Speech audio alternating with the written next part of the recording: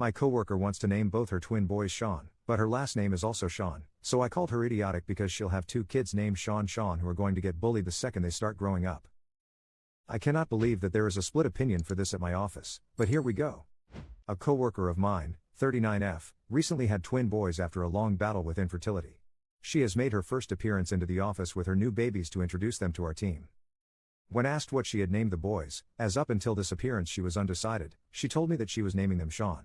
When I asked about the other baby, she said no, they are both Sean, one with an A and one with an E, so Sean and Scene. This coworker's last name is also Sean. When I pointed this out she said yes, like Tom Tom or JJ. I immediately and without thinking said that is the most idiotic thing I've heard, and it's going to be so confusing. A bunch of people laughed and a bunch immediately looked away. After she left, I got a few text messages saying it's not my place to comment on people's choice of name. Am I the jerk for saying that that is a terrible naming idea? Edit. Additional information. No, they don't have middle names, she wanted their names to be like Tom Tom, or JJ. This is apparently not the first round of negative feedback she has had. We are on good terms, we have worked together across 3 companies over 12 years, she just said it'll grow on you. The names both pronounced Sean like Sean. Commenter. Not a jerk, someone really should have told her they were stupid names before she used them. The names are dumb now and will age badly. She set these kids up for grief. Maybe it's rude to tell her the truth, but someone had to. Update 1. My coworker's husband, who is also a coworker, saw the post last night. They had a good chuckle and ended up agreeing with the replies that the naming process wasn't ideal, and maybe the overwhelming process of having 2 newborns left them too tired to think straight.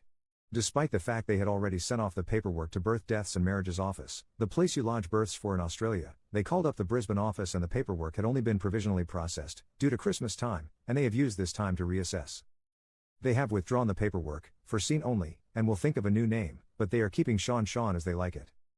I have also been reported to HR for making this Reddit post, not by the parents, they think it's hilarious, so well, if it isn't the consequences of my actions.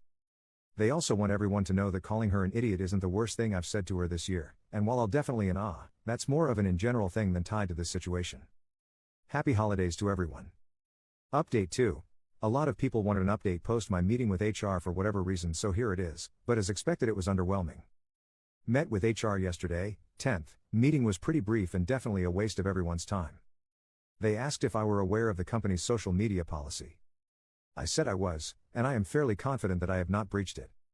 They agreed I hadn't, and asked me to be more considerate of coworkers' feelings and to not put this meeting all over the internet. I said I'll definitely be doing an update and that I'll be sure to not call the next person naming their child Scene Sean an idiotic.